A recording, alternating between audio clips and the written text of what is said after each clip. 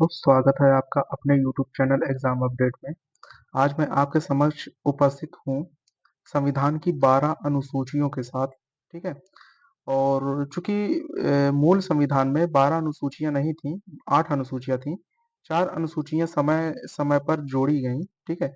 तो अनुसूचियों के बारे में जितने भी प्रश्न हैं, जितने भी थियोरिटिकल तथ्य हैं, जितने भी, उसको हम इसी वीडियो में कंप्लीट करेंगे। तो चलिए बिना समय गंवाए स्टार्ट करते हैं। अनुसूचियां।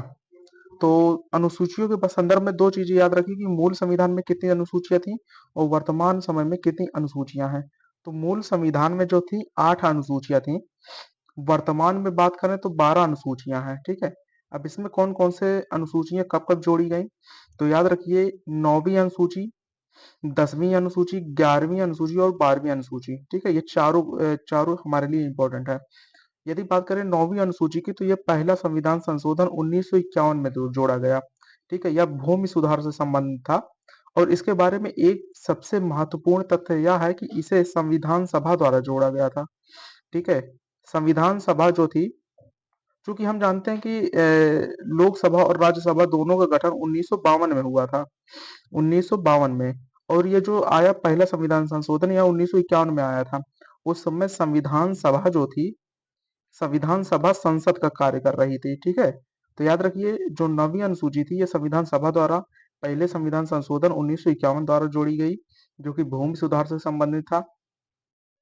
यदि हम बात करें 10वीं अनुसूची की, तो 10वीं अनुसूची जो है, ये 52वां संविधान संशोधन 1985 द्वारा जोड़ा गया। ठीक है। याद रखिए यह दल बदल से संबंधित कानून से संबंधित था। ठीक है। 11वीं अनुसूची की बात करें तो 73वां संविधान संशोधन 1992 में जोड़ा गया, जो कि पंचायतों से संबंधित है। जबकि 12वीं अनुसूची की बात करें तो यह 74वां संविधान संशोधन 1992 द्वारा यह भी जोड़ा गया। यह नगर पालिकाओं व नगर निगम, यानी कि जो नगर पंचायत हैं, इनसे संबंधित है। ठीक है। तो ये 4 महत्वपूर्ण अनुसूचियां हैं जिन्हें हमें याद रखना है। आगे देखते हैं। भूमि सुधार कानून 1951 जो है वो पहला संविधान संशोधन द्वारा या संविधान सभा द्वारा जोड़ा गया था। उस समय संविधान सभा जो थी, संविधान बनाने के साथ साथ संसद का भी कार्य कर रही थी। ठीक है। अनुसूची 1। अब हम स्टार्ट करते हैं अनुसूचियों को क्रमबद्ध रूप से। पहला है अनुसूची 1, राज्य एवं संघ राज्य क्षेत्र से संबंधित है। ठीक है। याद रखिए कभी कभी ये होता है कि भाग 1 और अनुसूची 1 दोनों में कंफ्यूजन होता है। तो भाग 1 जो है, ठीक है, वो भारत एवं संघ राज्य क्षेत्र से संबंधित है। जबकि अनुसूची 1 जो है वो राज्य एवं संघ राज्य क्षेत्र से संबंधित है। याद रखिए अनुसूची 1 में राज्य है और भाग 1 में भारत है। ठीक है। Indian and it's territory, India and it's territory. अनुसूची 2। अनुसूची 2 देखते हैं ये क्या है। याद रखिए वेतन का प्रावधान इसमें संबंधित है। ठीक है। अच्छा, अनुसूची 2 और अनुसूची 3 में कंफ्यूजन होता है कि कौन सा शपथ से संबंधित है, कौन सा वेतन से संबंधित है। ठीक है। तो याद रखिए सबसे पहले कहीं भी कोई व्यक्ति काम करने जाएगा तो सबसे पहले अपने वेतन के बारे में वह पूछेगा कि कितना वेतन उसे मिलेगा। बाद में यदि वेतन ठीक हुआ तो वह आगे कार्य को आगे बढ़ाएगा। तो याद रखिए पहले अनुसूची 2 आती है तो अनुसूची 2 वेतन से संबंधित होगा। ठीक है। अनुसूची 3 जो होगा वो शपथ से संबंधित होगा। अब बात करते हैं वेतन का प्रावधान किन किन प्राधिकारियों के वेतन संबंधी चर्चा अनुसूची 2 में की गई है। तो राष्ट्रपति, राज्यपाल, लोकसभा एवं राज्यसभा के अध्यक्ष एवं उपाध्यक्ष, विधानसभा के एवं विधान परिषद के अध्यक्ष एवं उपाध्यक्ष, सर्वोच्च न्यायालय एवं उच्च न्यायालय के न्यायाधीशों, ये साथ ही साथ CAG, controller and auditor general of India. ठीक है। इन सभी के जो है वेतनों का प्रावधान जो है अनुसूची 2 में दिया गया है। ठीक है। अनुसूची 3 देखते हैं। अनुसूची 3 में जो महत्वपूर्ण संवैधानिक अधिकारियों के शपथ संबंधी प्रावधान अनुसूची 3 में दिए गए हैं। संघ, अब इनमें कौन कौन से प्राधिकारी होंगे, जैसे संघ के मंत्री, संसद के लिए निर्वाचन हेतु अध्यक्ष एवं संसद सदस्य, सुप्रीम कोर्ट, कैग, राज्यों के मंत्री तथा राज्य विधान मंडल के अभ्यर्थी, उच्च न्यायालयों के न्यायाधीश इनमें शामिल होंगे। ठीक है। याद रखिए इसमें राष्ट्रपति शामिल नहीं होंगे, राज्यपाल शामिल नहीं होंगे और उपराष्ट्रपति शामिल नहीं होंगे। इनका जो शपथ का प्रावधान दिया गया है या अनुच्छेदों में दिया गया है, ठीक है। लेकिन ये जितने जितने भी ये प्राधिकारी हैं, ये सभी अनुसूची 3 के अंतर्गत आएंगे। नेक्स्ट देखते हैं अनुसूची 4। अनुसूची 4 जो है राज्यों और यूटीज यानी यूनियन टेरिटरी के लिए राज्यसभा में सीटों के आवंटन संबंधी प्रावधानों पर यह चर्चा करता है, ठीक है। तो याद रखिए राज्यसभा में सीटों का आवंटन अनुसूची 4 में है। बात करते हैं अनुसूची 5 की, तो एससी एसटी क्षेत्रों के प्रशासन तथा नियंत्रण के बारे में जो उपबंध दिया गया है, वो किस में दिया गया? अनुसूची 5 में। अनुसूची 5 में एससी कैटेगरी और एसटी यानी कि schedule caste and schedule tribes दोनों के लिए जो प्रावधान है या अनुसूची 5 में दिए गए हैं, तथा इसमें 10 राज्यों का इसमें 10 राज्य ऐसे हैं जहां पे यह अनुसूची 5 लागू होगा, ठीक है। वे कौन कौन से राज्य हैं देख लेते हैं। तो आंध्र प्रदेश, छत्तीसगढ़, गुजरात, हिमाचल प्रदेश, झारखंड, मध्य प्रदेश, महाराष्ट्र, उड़ीसा, राजस्थान एवं तेलंगाना। ये 10 राज्य हैं, 10 राज्यों का सीरीज ये दिया गया है, ठीक है।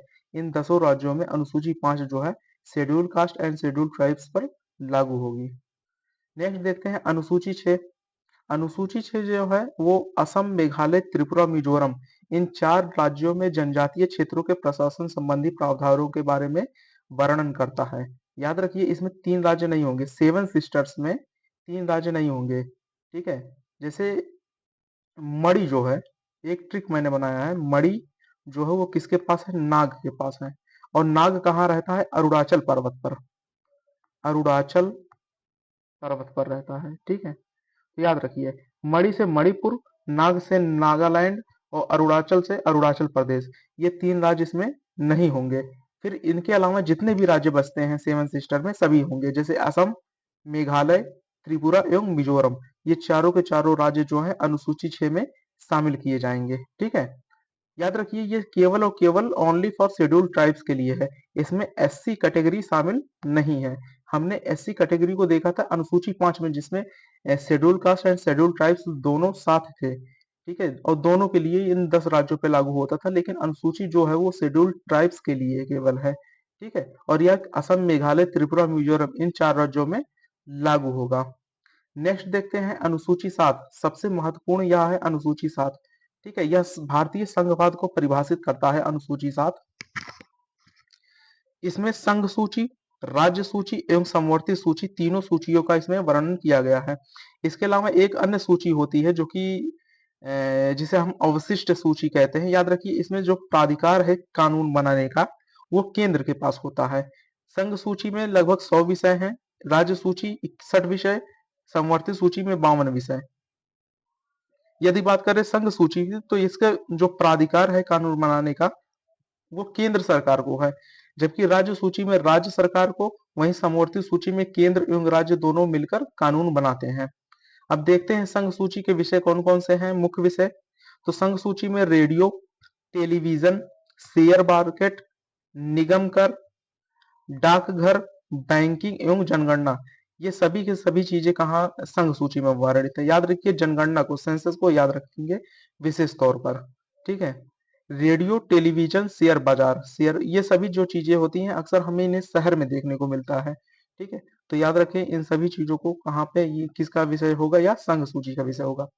राज्यों की बात करें तो राज्यों में स्वच्छता, भूमि कर, भूमि कर सुधार, प्रति व्यक्ति कर, कारागार, गैस, रेलवे पुलिस और पुलिस तथा कृषि, ये सभी के सभी विषय वस्तु जो हैं ये राज्य सूची के अंतर्गत आएंगे। यहाँ याद रखने योग्य है कि रेलवे जो है, रेलवे रेलवे यह केंद्र का विषय है, ठीक है, यह केंद्र सूची का विषय है। लेकिन जब हम रेलवे पुलिस की बात करते हैं, रेलवे पुलिस की, तो यह रेलवे पुलिस किसका विषय है, या राज्य सूची का विषय है, ठीक है, या राज्य सूची का विषय है।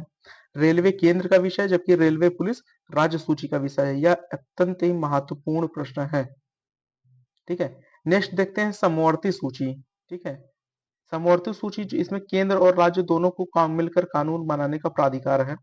इसमें मुख्य विषय की बात करें तो याद रखिए ये सभी चीजें एक दूसरे से कनेक्टेड हैं, ठीक है। मान लीजिए कोई व्यक्ति है जिसका विवाह होता है, ठीक है। यदि विवाह ठीक से नहीं चलता तो उसका तलाक हो जाता है, और तलाक नहीं होगा तो यानी कि फिर जो है जनसंख्या में वृद्धि होगी, ठीक है? बच्चों की संख्या में वृद्धि होगी। बच्चों की संख्या को नियंत्रित करने के लिए परिवार नियोजन अपनाया जाएगा, ठीक है? और यदि जनसंख्या बढ़ती है तो हम जानते हैं जनसंख्या वृद्धि आपराधिक मामलों को भी जन्म देती है, ठीक है? यदि कोई व्यक्ति अपराध करेगा तो उसे दंड भी मिलेगा, ठीक है? दंड प्रक्रिया, और दंड प्रक्रिया यदि, तो इससे बचने के लिए क्या करते हैं लोग, गोद लेते हैं बच्चों को, ठीक है? तो याद रखिए, विवाह, विवाह विच्छेद यानी तलाक, परिवार नियोजन, आपराधिक मामले, दंड प्रक्रिया, जनसंख्या नियंत्रण एवं गोद लेना, ये सभी के सभी समवर्ती सूची के विषय हैं।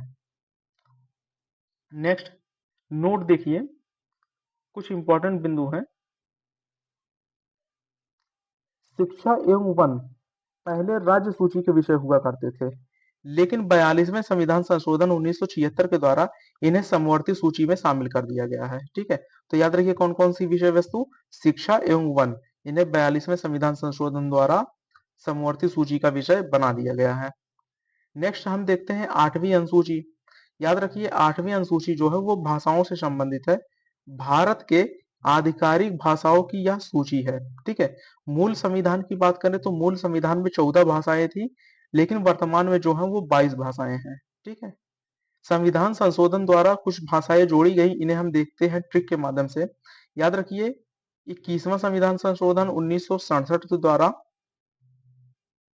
21वां संविधान संशोधन 1967 के द्वारा सिंधी भाषा को जोड़ा गया, ठीक है?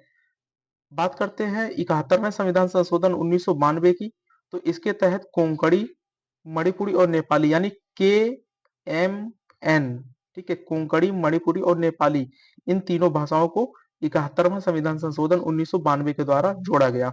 अब यहाँ पे एक ट्रिक देखने की बात है, 21 और 71 को अगर हम जोड़ देते हैं तो हमें 92 प्राप्त होता है, ठीक है? तो 92वां संविधान संशोधन 2003 के द्वारा बोडो, डोगरी, मैथिली और संथाली यानी BDMS, ठीक है? BDMS, बोडो, डोगरी, मैथिली और संथाली, इन 4 भाषाओं को इसमें जोड़ा गया। तो 14 भाषाएं और ये 8 भाषाएं कुल मिलाकर हो गई कितनी, 22 भाषाएं। वर्तमान में हमारे जो संविधान है, ठीक है, उसमें 22 भाषाएं हमें दी गई हैं, ठीक है? तो ये ट्रिक इंपॉर्टेंट है, इसके द्वारा हम जान सकते हैं कि किस संविधान संशोधन के द्वारा कौन कौन सी भाषाएं। 21वां संविधान संशोधन सिंधी भाषा, सिंधी भाषा। 71वां संविधान संशोधन KMN, कोंकणी, मणिपुरी, नेपाली। 92वां संविधान संशोधन BDMS, बोडो, डोगरी, मैथिली और संथाली, ठीक है? 21 प्लस 71 बराबर 92, ये तीनों जो है संविधान संशोधन है। नेक्स्ट देखते हैं अनुसूची 9। अनुसूची 9 जो थी या पहले से संविधान में नहीं थी, 42वें संविधान संशोधन के द्वारा इस, सॉरी, पहले संविधान संशोधन के द्वारा इसे जोड़ा गया, ठीक है? पहला संविधान संशोधन 1951। भूमि सुधार एवं जमींदारी उन्मूलन जो था, ठीक है, वर्तमान में 284 प्रविष्टियां इसमें दी गई हैं। भूमि सुधार के तहत संशोधन पहले वाद्य योग्य नहीं थे, पर वर्तमान में एक मामला आया था 1981 में, जिसे कहते हैं वामन राव बनाम भारत संघ मामला, ठीक है?